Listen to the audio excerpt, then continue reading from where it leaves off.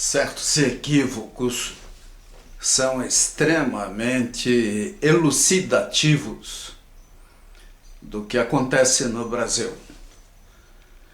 A renovação das concessões das hidrelétricas, das linhas de transmissão e tudo mais, ela coloca em evidência um tema que o nosso povo despreza. De modo geral, as pessoas preferem reclamar ou falar de amenidades. Reclamar quando não adianta fazer mais nada, e falar de amenidades é algo bom, não ofende ninguém, cria amigos, isso é bom.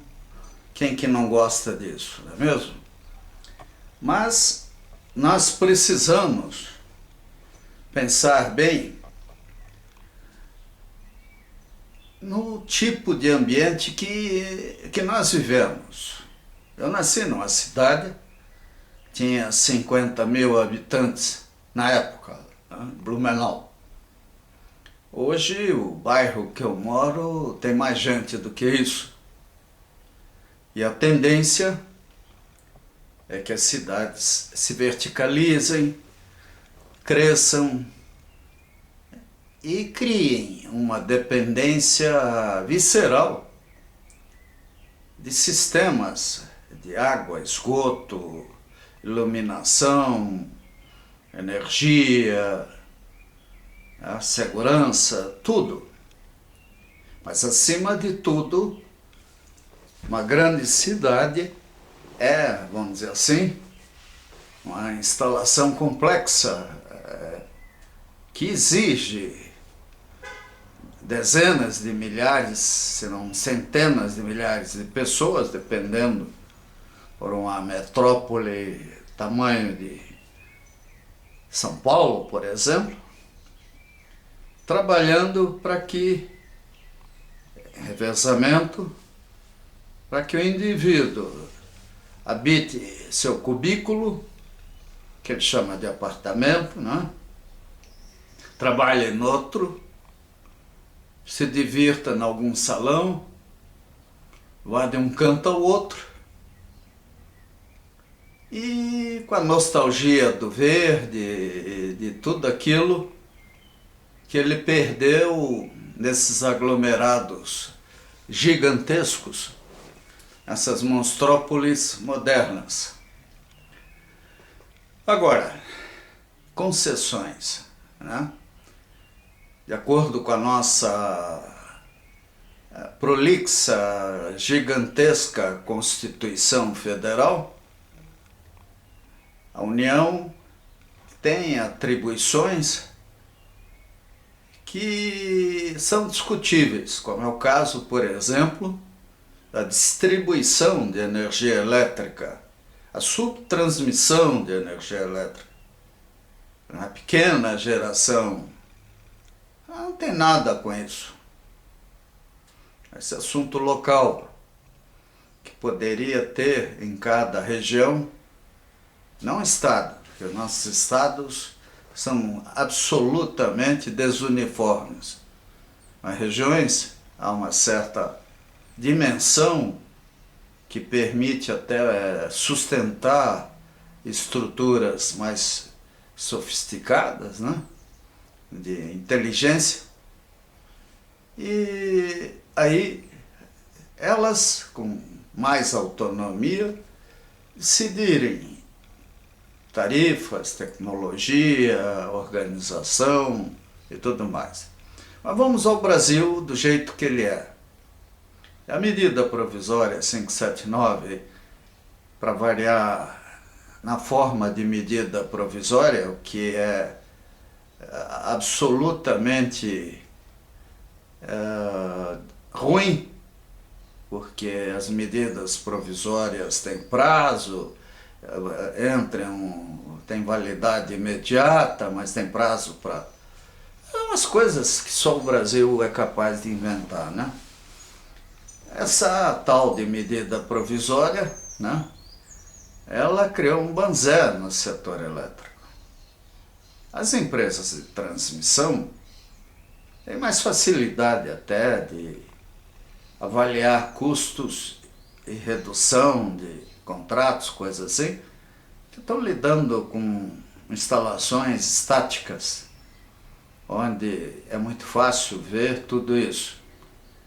Agora, as hidrelétricas, elas além de produzirem energia elétrica, elas estão na história das empresas e afetam o meio ambiente, mereceriam, no final do período, desse primeiro período de concessão, uma análise técnica mais profunda, um novo projeto talvez, audiências públicas, uma discussão com a comunidade, estudos de impacto ambiental, uma sequência de análises por equipes de primeira linha e de forma transparente, com a participação popular, para que a gente chegue àquilo que algum dia alguém disse que seria fundamental, o uso múltiplo das águas. No início isso não era considerado, e além disso as estatísticas, as hidrológicas, eram outros tempos, onde antigamente nós tínhamos florestas, hoje nós temos cidades e plantações ou pastagens. Então é lógico que a maneira dos rios se comportarem mudou muito, exceto quando a usina está lá no meio do mato ainda virgem, com um rio correndo entre florestas.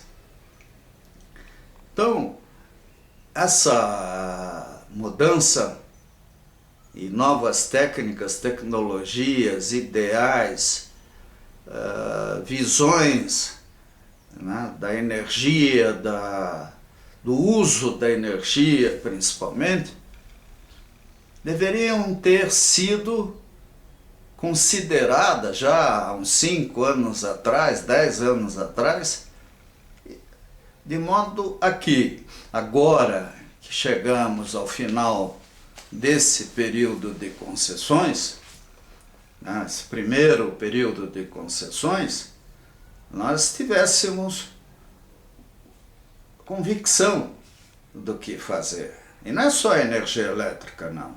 É tudo. É telecomunicações, água, esgoto, transporte coletivo,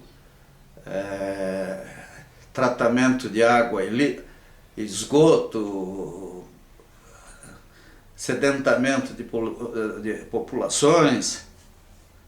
Então,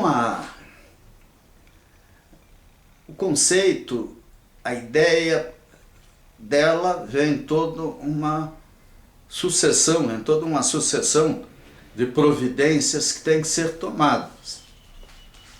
Lamentavelmente, quando, logo após 1988, as agências reguladoras foram criadas, elas passaram décadas aí a pão e mexerica, sem dinheiro, com verbas contingenciadas, com quadros improvisados. Então, essa desestruturação da estrutura reguladora, ela está custando caro para o Brasil agora. Não temos nada organizado para valer para enfrentar essa situação. Vejam como exemplo a Agência Nacional de Águas, a ANA. Qual é a opinião dela sobre a renovação de concessão das usinas? Se é que ela tem, ou ela simplesmente vai repetir o que foi dito pelo governo federal? Porque esse pessoal, afinal, não gosta de perder o emprego e são cargos de confiança, né? Duram pouco, mas dão prestígio, quando não outras coisas.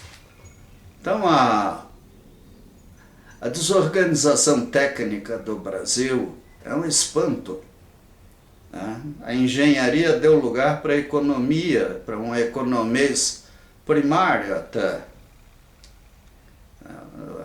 Um bom economista tem que ser um gênio, porque para saber tudo o que ele precisa saber e dar opiniões precisas sobre a economia, não é fácil. Prova aí disso foram as crises, e essa última crise econômica que afetou o mundo inteiro. Quer dizer, nem Alemanha, nem França, nem Estados Unidos, nem Canadá, nem Japão, ninguém imaginava a rasteira que levaram. Ou um deles pode ter feito até propositadamente, se omitido para ver o circo pegar fogo. Mas isso seria a intenção de uns poucos e não do povo de modo geral. Então a questão toda, na economia, na engenharia, na sociologia, na vida em geral, é que o século XXI exige maior responsabilidade técnica. Nós temos que acreditar na democracia, nós temos que acreditar na transparência, nós temos que acreditar no diálogo, nós temos que viabilizar uma maneira de debater questões importantes e evitar malandragens, né? Evitar espertezas, como acontecem quando medidas provisórias são editadas, pegando o poder legislativo de surpresa, e o povo mais ainda. Então, o que está acontecendo com o setor elétrico é um bom exemplo do que não deve acontecer. Não é assim que o Brasil vai atingir um padrão razoável de governo. Ou então vamos adotar o modelo chinês, né? Onde tudo é de cima para baixo, o governo decide tudo, mas em compensação o comando chinês é formado por um conjunto de pessoas de altíssimo nível. Não é à toa que eles estão dando um banho aí em muita gente. Mas é uma ditadura. Nós não queremos isso. Nós não queremos viver numa gaiola de ouro. Nós queremos viver numa democracia. E para viver numa democracia é fundamental que o governo aprenda a criar suas leis, a discutir suas vontades, a fazer aquilo que o povo precisa. Lógico, o atual governo pegou uma situação complicada, porque não houve tanta responsabilidade quanto deveria ter havido no governo anterior. Os escândalos estão aí mostrando coisas vexatórias. Estava vendo noticiário agora discutindo a hipótese de reduzir as penas do pessoal do mensalão. Será que quem pede isso calculou quantas crianças, quantos idosos, quantas pessoas foram lesadas pelo mau governo, vamos dizer assim, por governos paralelos que existiram vendo apenas benefícios pessoais ou de grupelhos que se encastelaram no poder? Se um indivíduo mata uma pessoa, ele pega 20, 30 anos de cadeia. quando ele mata milhões de pessoas porque as leis foram mal feitas e tudo aconteceu de forma errada, ou menor, ou mais cara do que deveria ser, ele está condenando a gente. Porque afinal o Brasil precisava de dinheiro. Nós temos aí até que ver por que essa política de juros altos durou tanto. Até empréstimos consignados, quem pegasse dinheiro pagava juros, mais taxas, custos típicos de EJ. E isso afetou a vida de centenas de milhares de brasileiros, pelo menos. Então esse foi o Brasil que nós vivemos. Nós precisamos mudar. O que se discute com a medida 579 não é o setor elétrico. É uma maneira de ser, é uma maneira de agir. Nós não podemos continuar assim. Dá até medo, à medida que as férias de janeiro e fevereiro se aproximam, os editais são lançados para terem propostas abertas em fevereiro. Né? Isso acontece com frequência. É um absurdo, né? Termos um intervalo tão pequeno para discussão daquilo que realmente está sendo cobrado, pedido através de editais. Medidas provisórias não são muito diferentes, porque elas têm prazo curtíssimo de discussão. São enfiadas goela abaixo. A tal da base parlamentar, cooptada com os famosos cargos de confiança, distribuídos generosamente entre aqueles que não discutem as ordens que vêm de cima, nos dão uma sensação de viver numa ditadura. E uma ditadura nefasta, porque ela não é saudável. Nenhuma ditadura é saudável, nem essa. Então, esse é um problema que afeta um setor que pode causar acidentes gigantescos, pode deixar o Brasil no escuro durante muito tempo, pode multiplicar os apagões que nós tivemos esse ano, pode inviabilizar a industrialização do Brasil, porque parte dele se perdeu na mão de alguma empresa que não tinha competência, mas teve sucesso para ganhar a concorrência. Então esse é um cenário que preocupa muito. Nós não somos os Estados Unidos, que aguentou a Flórida lá com racionamentos incríveis, Flórida, Califórnia, sei lá, né?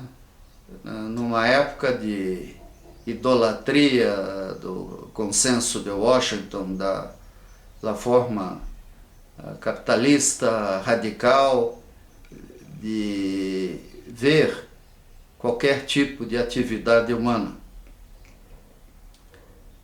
Eles deram uma travada nesse processo e aprenderam a ter mais cuidado. Nós aqui parece que por candura, por ingenuidade, erramos e vamos repetindo erros com a maior tranquilidade, né?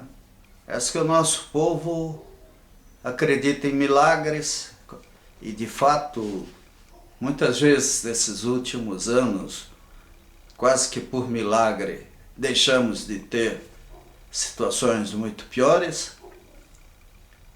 mas pode ser que quem esteja nos protegendo, canse dessa situação e de repente solte tudo que a natureza pode produzir para cima da gente.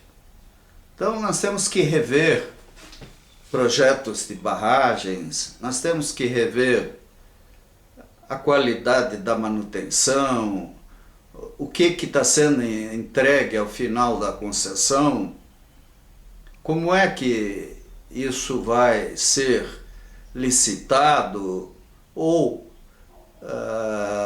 prorrogada a concessão.